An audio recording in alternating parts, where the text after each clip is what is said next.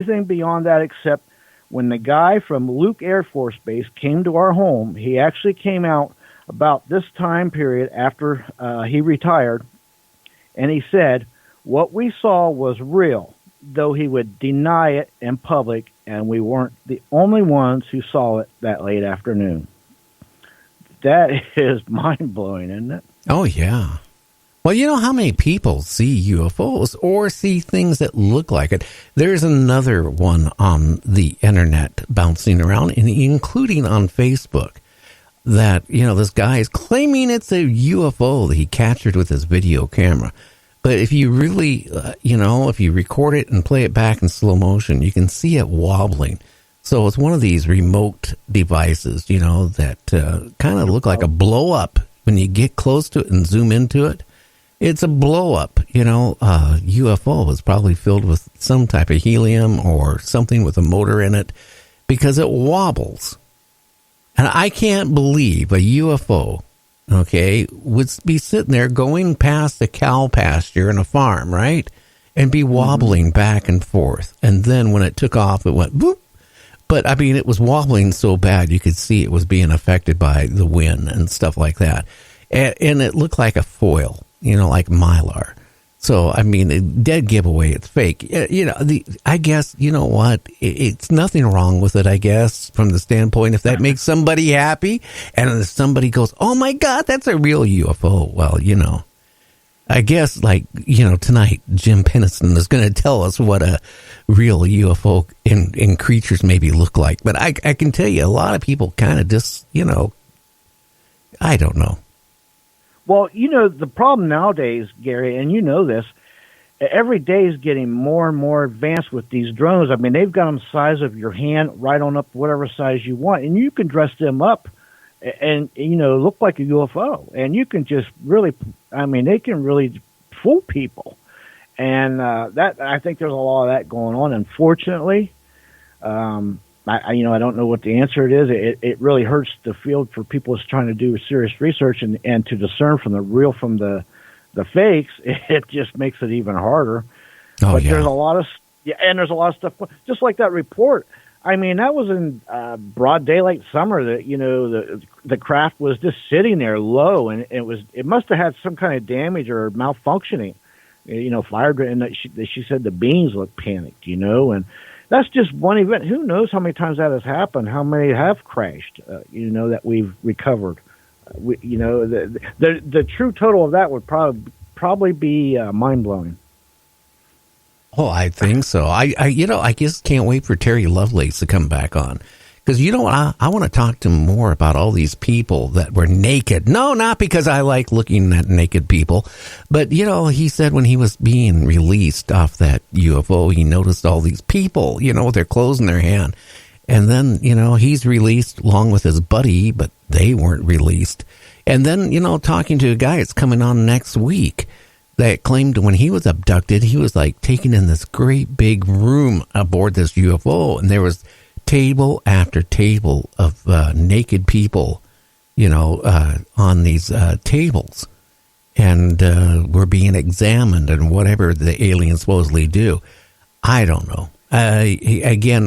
It's what I have been finding that sometimes, when the person first reports their encounter of being abducted, and you hear them on a different talk show, and they're describing what happened. And then after they do a couple more talk shows, it seems like it gets embellished, and it gets more and more detail to the point it don't even sound like what they said the first time. But that, I guess that's normal to embellish, I guess, It happens, unfortunately, with everything and everybody. It reverts back to what I said a little bit ago. It's all about the money, I think, Gary. It controls so much, and it clouds and blurs things sometimes, and it's too bad because the real truth's there, and you can see it, you can feel it, but sometimes you just put too much sugar in there and it makes it too sweet. Yeah, and then it's not good to drink. A heavy-set woman, really heavy-set, maybe obese even, fakes an illness to get a bigger seat in first class on a plane flight. She faked an illness? Well, yeah, because she, couldn't fit in a normal seat, so she kind of made up an illness really fast. Well, under investigation of it, while the plane was flying, they found out she told a whopper just to get a, first class, seat. A whopper. But, no, or she lied. She told a story. She wasn't being truthful. Yeah, and unfortunately, a lot of them airlines, they used to charge bigger people double seats.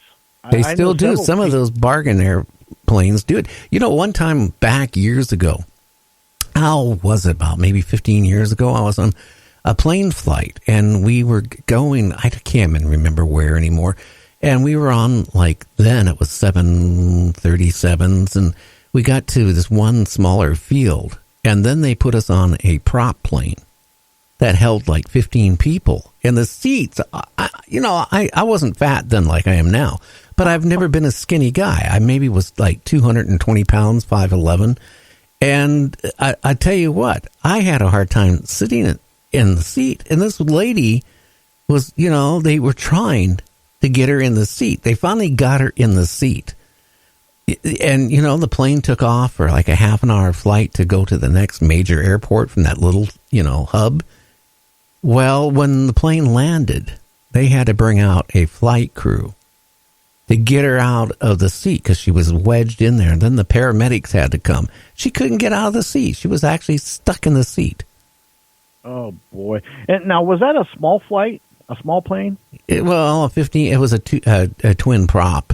I don't know what type of plane it was. It wasn't a huge one. It was one of the ones where it was just the pilot and co-pilot and nobody else. You didn't get any sandwiches. You didn't get no soda. You certainly couldn't get a drink. But I'll be honest with you, on that flight, I wish I had a drink because she was screaming the whole time because, I don't know. They actually pushed her into the chair and she, you know what? You can kind of go into something. Okay. But sometimes to get back out of it just doesn't happen. Well, here's the scary part of this, really, because small flights, they're very, to the pound on weight and weight distribution. Really.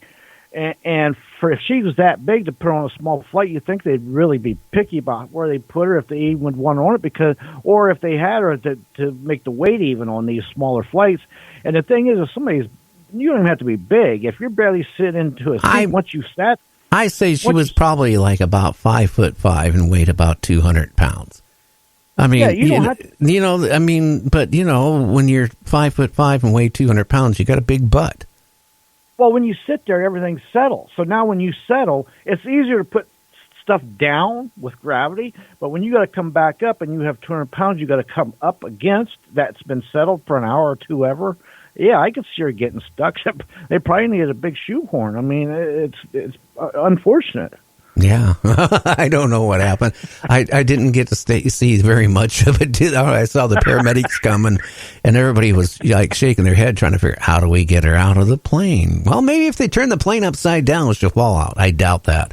No, I don't know. But yeah, I what can I say? But you know what? Here's another crazy story.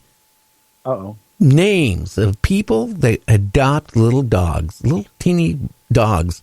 Give these dogs huge names. Like Goliath, when they're a teacup poodle. Have you ever noticed that? Yeah, just kind of brought me to mind of them two horses. Is their name Tiny and Teeny? Yeah, or Teeny and Tiny, one of those. Oh, yeah, I've noticed that. I seen a dog that I thought was a little grinning squirrel one time. It was in a woman's top pocket. I was like, what is?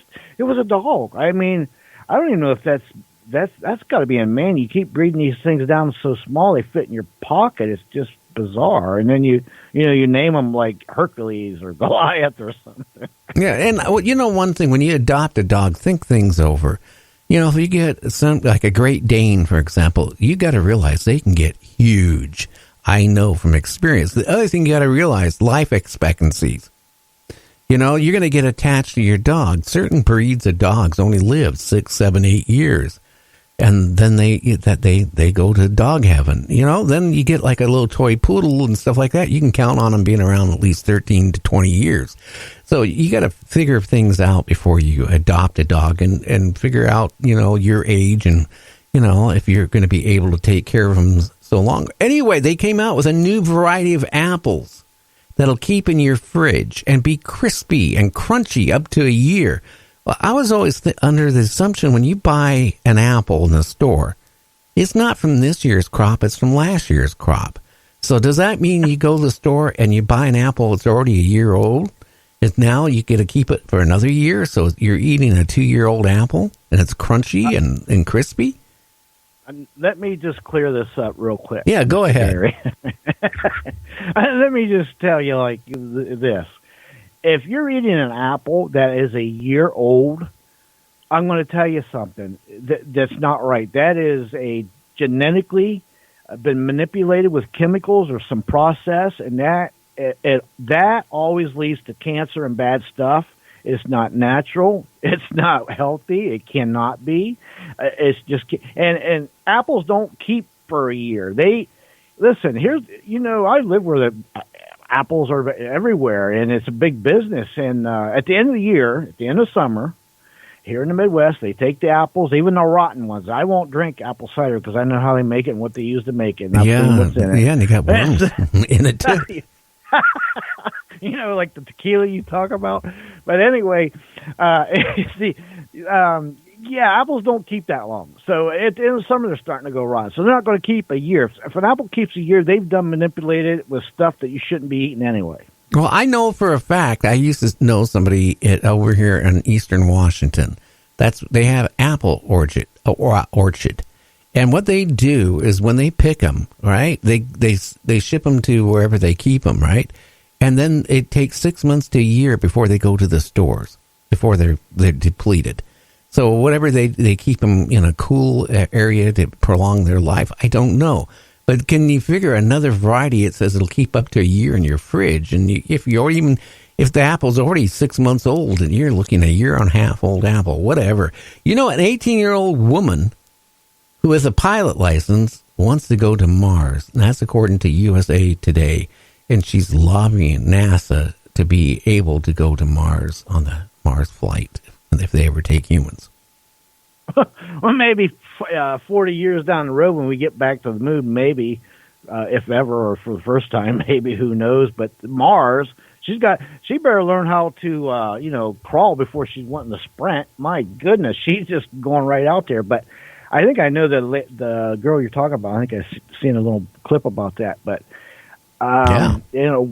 what's here's again Mars. It's on the shortest trip there is 2.5 year trip, and then you got another 2.5 years to come back, and like you said, it's pretty much a one-way trip. And I don't even think we have the technology to even get there. Oh, I think they can get us there. Not our NASA, but one of the other companies that's developing rockets and stuff. They'll get somebody to Mars, but you know what? That is going to be I hate to say it at this point. I wouldn't want to go because that's a death sentence. You might get there, and how long are you going to live before you die?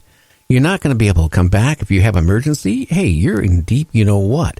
Anyway, we're going to be back. We're getting ready for break, and then we got another, half an hour just talking like we normally do, and then Jim Penniston will be on from 7 to 8 p.m. Pacific West Coast time, and he's going to tell us a lot of what happened at that RAF air base. Well, anyway, we'll be back after the break. You're listening to me, Gary, on Night Dreams Talk Radio After Dark, and my good buddy, James Chrisbaum. That'll cost you $25, James, for your plug. Okay.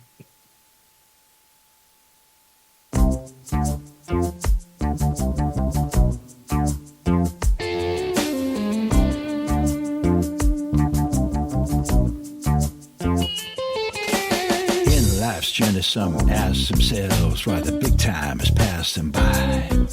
They want it all and they want it now. No need to wonder how or why. They decide to make a connection with the bearer of life from the other side. It's a self-centered new world reflection. It's a one-way ticket for a hell of a ride. They're making a deal. Whether down at the crossroads or Hollywood and Vine, they're making a deal.